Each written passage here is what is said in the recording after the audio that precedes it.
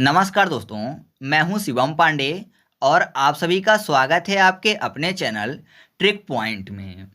दोस्तों, आज हम लोग इस वीडियो में गेम्स एंड स्पोर्ट्स सीरीज में खेल परिसर के नामों को ट्रिक के माध्यम से याद करने वाले हैं। इससे पहले मैंने इसका एक वीडियो अपलोड कर दिया है जिसमें हम लोगों ने खेल व खिलाड़ियों की संख्या को ट्रिक के माध्यम से याद किया। तो उसकी लिंक आपको कमेंट बॉक्स में पिन की हुई मिल जाएगी। तो अगर आपने अभी तक उस वीडियो को नहीं देखा है तो आप वहां से उस वीडियो को देख सकते हैं, या फिर मैंने एक प्लेलिस्ट भी बना दी है गेम्स एंड स्पोर्ट्स की, तो आप उसको भी चेक कर सकते हो। तो देरी ना करते हुए चलिए इस वीडियो को शुरू करते हैं। सबसे पहले बात कर लेते हैं कबड्डी की। तो कबड्डी के खेल परिसर को बोलते हैं कोर्ट। कैसे याद रखेंगे? यहाँ पर देखिए, कोर्ट में आपको एक शब्द मिल जाएगा कैट, का और टा, तो कैट कर लेना है कोर्ट को। और कबड्डी की बात हो रही है तो आपने एक शब्द सुना होगा कि मुझे भूख लगी है, जल्दी से खाना लाओ क्योंकि मेरे पेट में चूहे कबड्डी खेल रहे हैं, है ना। तो बहुत सारे लोग ऐसे बोल देते हैं कि भूख लगी है तो चूहे क्या कर रहे हैं, पेट में कबड्डी खेल रहे हैं। और चूहों की दुश्मन कौन है? कैट है।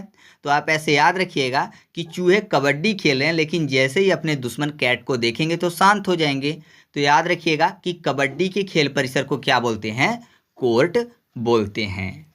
फिर अगला है नेटबॉल, और नेटबॉल के खेल परिसर को भी कोर्ट बोलते हैं। तो फिर से यहाँ पर नेटबॉल की बात हो रही है तो नेटबॉल में आपको नेट शब्द मिल जाएगा।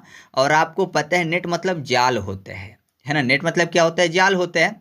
और जाल को कुतरने का काम कौन कर सकता है आसानी से? चूहे।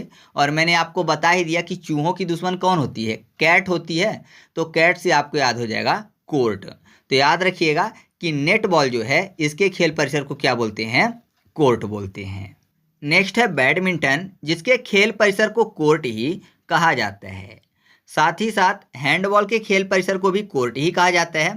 तो इनको याद करने के लिए हम लोग यहाँ पर कोर्ट को याद करने के लिए अदालत वाले कोर्ट की बात करते हैं।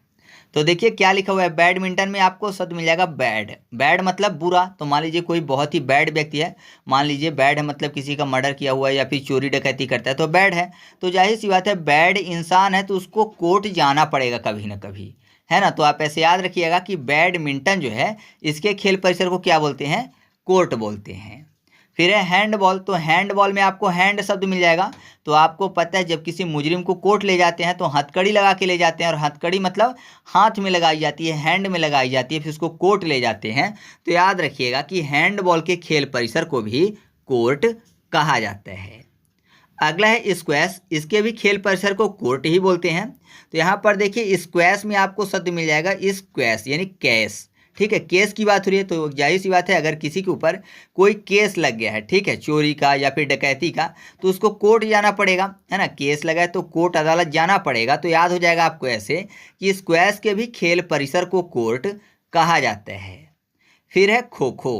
तो खो खो के खेल परिसर को भी कोर्ट ही कहते हैं। तो खो खो को याद करने के लिए कर लेते हैं खाकी। तो खाकी वर्दी की बात हो रही है तो जाहिर सी बात है अदालत से संबंधित हो गया ना। तो आपको याद हो जाएगा कि खो खो के खेल परिसर को भी कोर्ट कहा जाता है। इसके बाद अगला है लॉन टेनिस, और इसके भी खेल परिसर को कोर्ट कहा जाता है। साथ ही साथ वॉलीबॉल के खेल परिसर को भी कोर्ट कहते हैं। तो लॉन टेनिस को याद करने के लिए ऐसा समझिए कि कोई भी व्यक्ति है जो कि लोन लेके रखा है, मान लीजिए बहुत ही बड़ा लोन लेके रखा है और अब चुकाने से आनाकानी कर रहा है, तो जाहिर सी बात है उसके खिलाफ केस हो जाएगा, और केस हो जाएगा तो उसको कोर्ट जाना पड़ेगा। तो आपको याद हो जाएगा कि लॉन टेनिस जो है इसके खेल परिसर को क्या कहते हैं? कोर्ट कहते हैं। फिर वॉलीबॉल को कैसे याद रखेंगे? तो वॉलीबॉल में आपको शब्द मिल जाएगा बॉली, यानी बलि देने की बात हो रही है। तो जाहिर सी बात है अगर कोई किसी की बलि देने की बात कर रहा है या फिर मान लीजिए कोई किसी इंसान को मारने की बात कर रहा है तो जाहिर सी बात है उसको फिर सजा होगी, कोर्ट जाना पड़ेगा। दूसरा तरीका इसको याद करने का ये है कि वॉलीबॉल में आपको शब्द मिल जाएगा बॉल, ठीक है। बाल की बात है, बॉली में बॉल शब्द आपको मिल जाएगा स्टार्टिंग में ही। तो यहाँ पर देखिए बाल क्या होता है, उसको कटवाया जाता है, बाल कट करवाते हैं, तो कट से भी आपको कोर्ट याद हो जाएगा। तो आप ऐसे आसानी से याद रखिएगा कि वॉलीबॉल के खेल परिसर को भी कोर्ट कहा जाता है। नेक्स्ट है कुश्ती, जिसके खेल परिसर को कहते हैं मैट। साथ ही साथ जूडो के भी खेल परिसर को मैट कहा जाता है। तो कैसे याद रखेंगे? यहाँ पर कुश्ती की बात हो रही है और आपको पता है कुश्ती पहलवान लोग करते थे पहले, और कहाँ करते थे? तो अखाड़े में। अखाड़े में जो कुश्ती करते थे जब वह, तो जाहिर सी बात है वो मिट्टी से पूरा सन जाते थे, है ना, मतलब उनके पूरे शरीर में मिट्टी लग जाती थी जब वो कुश्ती लड़ते थे। तो मिट्टी से आपको मैटी यानी मैट शब्द मिल जाएगा। तो याद रखिएगा कि कुश्ती के खेल परिसर को क्या कहते हैं, मैट कहते हैं। फिर जूडो की बात करें तो जूडो में आपको शब्द मिल जाएगा जुड़ना। तो जाहिर सी बात है अगर इंसान किसी से मिलता है मतलब मीट करता है, मीट मतलब मिलना होता है ना, तो अगर इंसान किसी से ज़्यादा मिलता जुलता है तो जाहिर सी बात है वो फिर उससे जुड़ जाता है ना। मान लीजिए कोई व्यक्ति है जो कि आपसे 2 बार 4 बार मिल रहा है, तो जाहिर सी बात है फिर वो आपसे धीरे धीरे जुड़ जाएगा। तो आपको याद हो जाएगा जुड़ना से जूडो। तो जूडो के खेल परिसर को क्या बोलते हैं, मैट बोलते हैं। फिर है बेसबॉल, जिसके खेल परिसर को बोलते हैं डायमंड। तो बेसबॉल में आपको शब्द मिल जाएगा बेस, याद करने के लिए कर लेना है बिस। तो बिस की बात हो रही है तो जाहिर सी बात है अगर कोई बिस पी लेगा या फिर मान लीजिए कि कोई किसी को बिस दे दिया है तो जाहिर सी बात है कि वो डाय हो जाएगा, है ना, मतलब डाय हो जाएगा अर्थात मर जाएगा। तो डाय फॉर डायमंड या फिर डा के बाद यम शब्द आपको मिल जाएगा।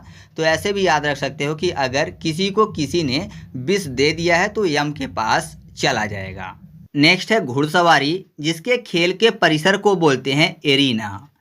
कैसे याद रखेंगे, घुड़सवारी की बात हुई तो आपको पता है कि अगर कोई घुड़सवारी करता है तो घोड़े को रन करवाता है ना, घोड़े को रन करवाता है। तो रन फॉर एरीना, रीना में आपको शब्द मिल जाएगा रन, ठीक है। तो आप ऐसे याद रखिएगा कि घुड़सवारी के खेल परिसर को क्या कहते हैं, एरीना कहते हैं।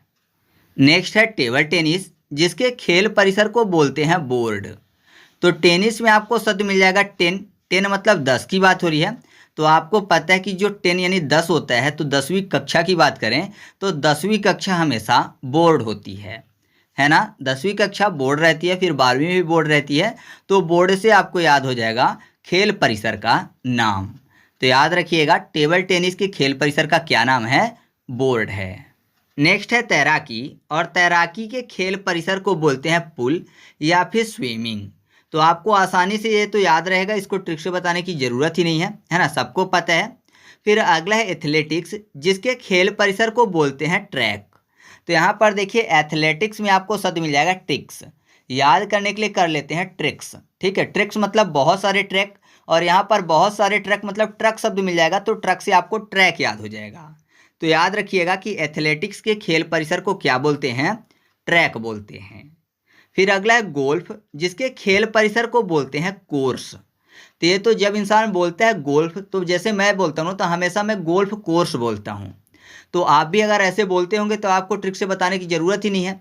गोल्फ कोई अकेले नहीं बोलता, शब्द गोल्फ कोर्स ही बोलते हैं पूरा का पूरा। तो आपको आसानी से क्लियर रहेगा ये कि गोल्फ कोर्स यानी गोल्फ के खेल परिसर को क्या बोलते हैं, कोर्स बोलते हैं। या फिर जाहिर सी बात है कि अगर आपका कोई भी गोल है किसी भी एग्जाम को क्वालिफाई करना, तो आप उसका पूरा का पूरा कोर्स कवर करोगे। तो आपको ऐसे भी याद हो जाएगा कि गोल्फ के खेल परिसर को क्या बोलते हैं, कोर्स बोलते हैं।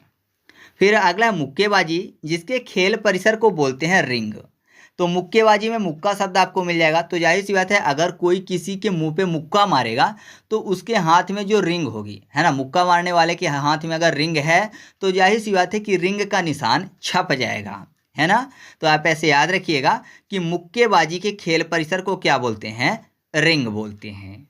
नेक्स्ट है स्केटिंग, और स्केटिंग के खेल परिसर को बोलते हैं रिंग।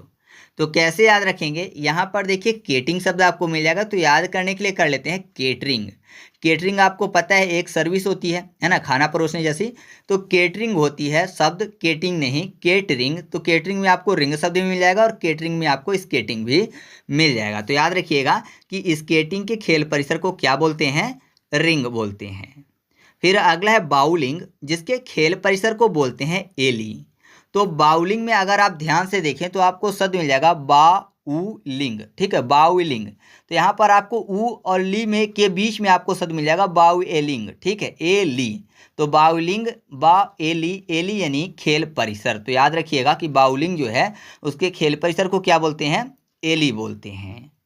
फिर अगला है तीरंदाजी और निशानेबाजी, जिसके खेल परिसर को बोला जाता है रेंज।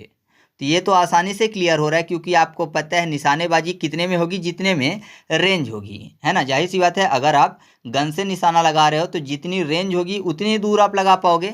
और तीरंदाजी की भी बात करें तो तीर भी अपने रेंज से ज़्यादा तो जाएगी नहीं। तो आपको क्लियर हो जाएगा कि तीरंदाजी और निशानेबाजी के खेल परिसर को क्या बोलते हैं, रेंज बोलते हैं। ठीक है। नेक्स्ट है क्रिकेट, जिसके खेल परिसर को बोलते हैं पिच या फिर फील्ड। साथ ही साथ हॉकी, फुटबॉल, रग्बी फुटबॉल और पोलो के भी खेल परिसर को फील्ड या फिर पिच कहते हैं। तो नॉर्मली आपको पता है क्रिकेट, हॉकी और फुटबॉल का, कि इनके जो खेल के परिसर हैं उनको क्या बोलते हैं, पिच या फिर फील्ड बोलते हैं, है ना। ये आपको पता ही है, क्योंकि आपको पता है ये बड़े मैदान में खेले जाते हैं। ठीक है। और बड़े मैदान, मान लीजिए कोई भी बहुत बड़ा एरिया खाली है मैदान टाइप का, तो आप उसको क्या बोलेंगे कि बहुत बड़ा फील्ड खाली है या फिर बहुत बड़ा मैदान खाली है। तो ये तो आपको पता ही है। फिर रग्बी फुटबॉल नहीं याद होगा तो इसको ऐसे याद रखिए कि यहाँ पर फुटबॉल लिखा हुआ है, तो इसको भी फुटबॉल से मैच कर लीजिए कि रग्बी फुटबॉल जो है ये भी पिच या फिर फील्ड में खेला जाता है। और जो पोलो है ना, ये पोलो हॉकी का ही संस्करण है। बस फर्क इतना है कि इसमें घोड़े में चढ़कर बॉल को मारते हैं और हॉकी में इंसान दौड़ दौड़ कर मारता है। तो दोनों एक ही बात हो गई, बस उसमें घोड़े में चढ़े होते हैं।